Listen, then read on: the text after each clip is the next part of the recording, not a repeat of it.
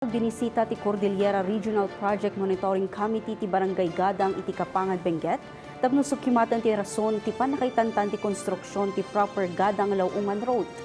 Ti proyekto kadbaro nga access road a proyekto ti 2nd Benguet District Engineering Office ti DPWH. Karaman iti proyekto ti panakaaraman ti gravel road ang mga konektar iti Gadang ken Lao-angan aging gaarumuar iti munisipyo ti Santol ijay La Union. Mangrugiti konstruksyon, nangrugiti konstruksyon iti April 2025.